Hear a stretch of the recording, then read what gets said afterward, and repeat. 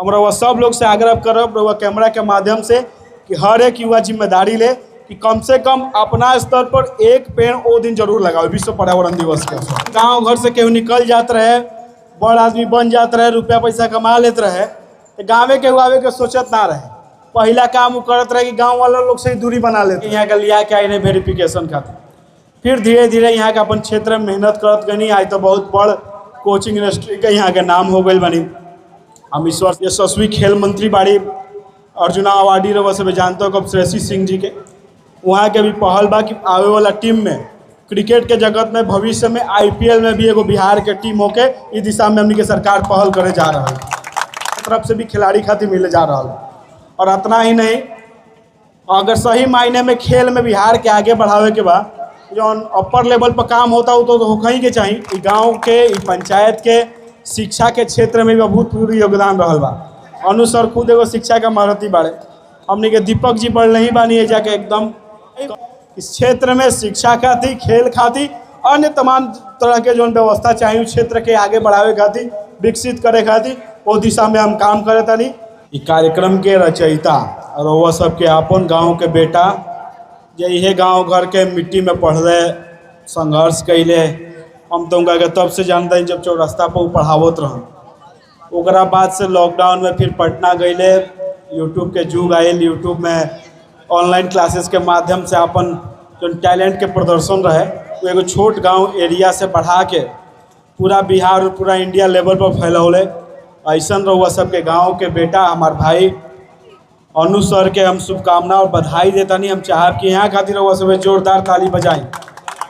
पूरा रहुआ जो व्यवस्था देखा तानी पूर्ण रूपेण इनकर सहयोग हो, इनकर इच्छा शक्ति हो और निसंदेह गाँव के सब अभिभावक लोग के सहयोग साथ रहले बा।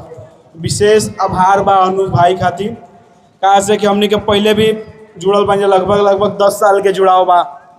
एगो निजी कोचिंग में यहाँ के पहले पढ़ावत रही, वो जो हमने कार्यक्रम में जाइए तो अगर यहाँ के मेहनत करत रही।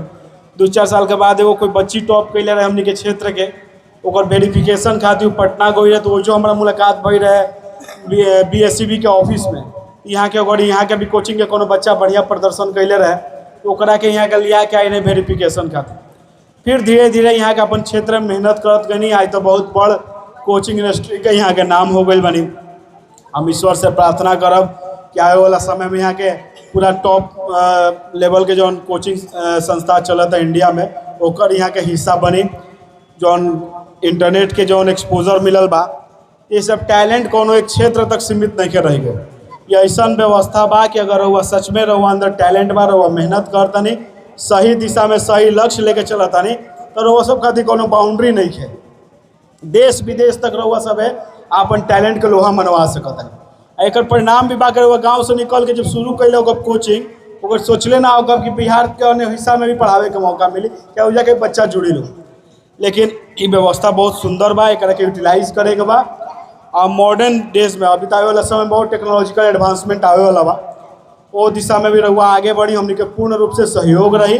हमनी के खुशी हुई कि हमनी के क्षेत्र के कोनो लड़का निकल के इतना आगे बढ़ता, तो विशेष रूप से आभार बा।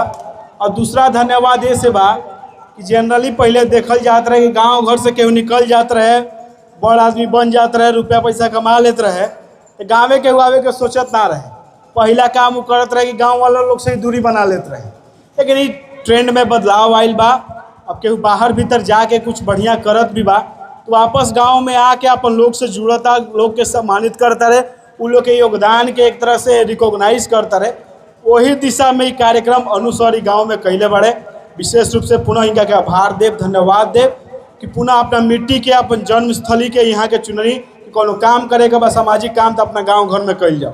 बहुत कम देखे के मिलेला समाज में, लेकिन यहाँ की दिशा में आगे बढ़नी हमरा के विशेष रूप से यहाँ के धन्यवाद, बधाई। जौन शब्द यहाँ के हम दी इनका आदर में कम पड़ जाए, तो बहुत बहुत धन्यवाद बा। और स्पोर्ट्स से तो हमने के सब आदमी जुड़ल बने जा, खेल सबके जीवन के हिस्सा है, एकरा के चाह के भी हमने के अपना से दूर नहीं जा कर सकत।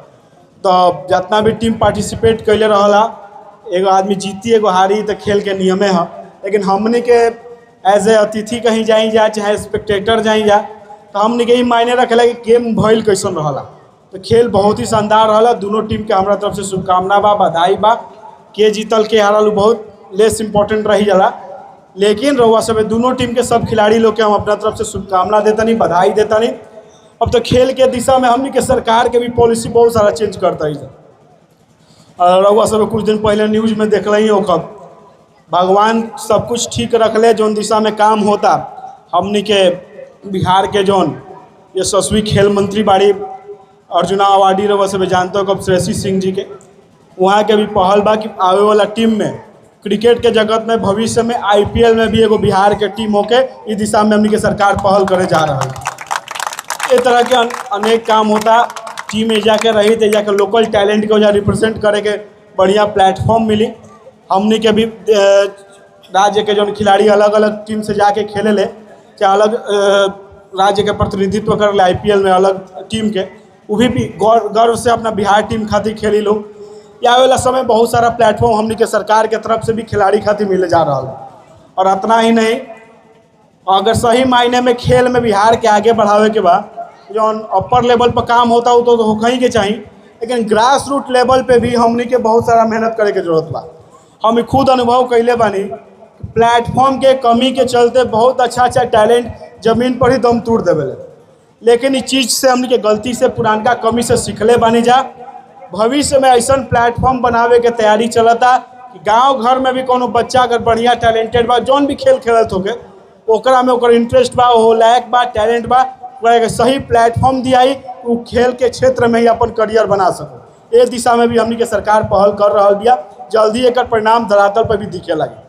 और बहुत कुछ कहे के नहीं के, ग्राउंड संपूर्ण रूप से पूर्ण रूप से एकरा बारे में हम जागरूक बानी। ग्राउंड के कमी बेसी सब हम जानत तानी, एकरा में का करे के बा, एकरा खातिर हम एक पूरा दिशा निर्देश और पूरा एकर पटकथा भी तैयार कैले बानी। कुछ समय लागी, लेकिन हमारा इच्छा बा कि ग्राउंड भी कम से कम एजा के क्षेत्रीय स्तर पर अत्याधुनिक सुविधा से लैस हो, एकरा खातिर हम प्रयास करत हैं। हमरा लागत आज हम पिछला चुनाव लड़ रही 2020 वाला, ओकरा से पहले भी कार्यक्रम भई रहे थे ग्राउंड में हम आयल रही। ओकरा बाद से भी रेगुलर ग्राउंड से हमनी के लगाव रहल बा। ग्राउंड में रहो सबके पता ना होई, बहुत सारा लड़का दौड़ के पुलिस में फौज में भी भर्ती भइल बा, बहुत अच्छा जगह पहुँचल बा। उ सब लोग के एक तरह से भावनात्मक लगाव बा ग्राउंड के खातिर।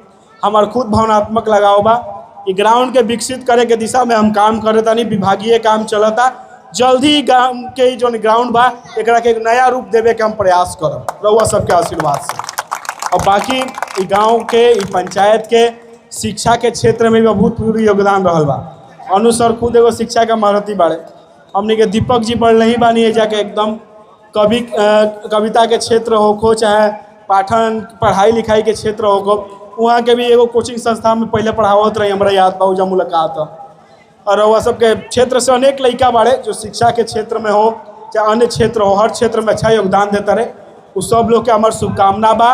वो लोग के आगे बढ़ावे में अगर हल्का सा भी हमारे योगदान कुछ हो पाई तो हम अपना आपके सौभाग्यशाली मानब। पवन जी के भी विशेष रूप से आभार बा।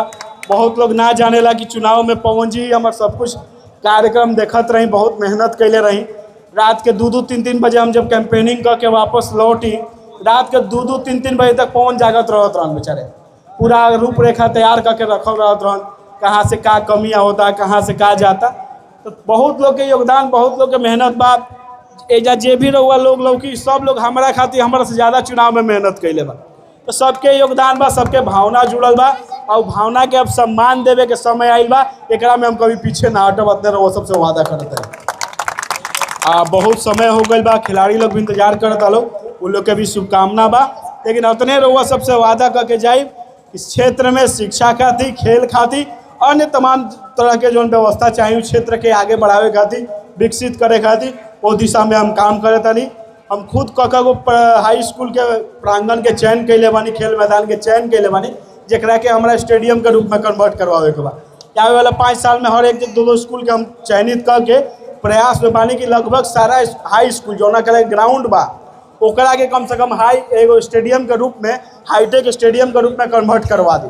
हम अनी यहाँ जब गाँव या रोड से पैदल के संचालन करत रहनी है तो वहाँ के एगो शब्द हमारा जो पहले खेल के मैदान रहा से ओकर जो प्रारूप बा स्वरूप बा धीरे धीरे छोट भइल चल जाता। ये चिंता के भी विषय बा, एकरा पर भी रउआ सबके ध्यान देवे के बा। हमनी के अपना तरफ से लागल बानी जा। खेल बहुत महत्वपूर्ण चीज है हमनी के जीवन के। एक दूसरा चीज, गर्मी और वातावरण के रउआ सबके ज्ञान बढ़ नहीं बा। ग्लोबल वार्मिंग के उसे छुपल, चूँकि सर जी साइंस के शिक्षक हैं, करे खातिर भी जिम्मेदारी हमनी के लेवे के पड़ी। वृक्षारोपण से लेके पेड़ के डिफोरेस्टेशन तक रोके खातिर हर एक काम हमनी के करे के बा। रउआ कैमरा के माध्यम से मीडिया के भाई लोग से भी आग्रह करब, आवे वाला 5 जून के विश्व पर्यावरण दिवस है। हम रउआ सब लोग से आग्रह करब रउआ कैमरा के माध्यम से कि हर एक युवा जिम्मेदारी ले कि कम से कम अपना स्तर पर एक पेड़ ओ दिन जरूर लगाओ विश्व पर्यावरण दिवस के अवसर। ओकर रक्षा भी करे, जे ओकरा के 6 महीना तक बढ़िया से रक्षा करी, ओकर हमनी के प्रॉपर ड्राफ्टिंग करब जा और सम्मानित करे के भी काम हमनी के करब जा।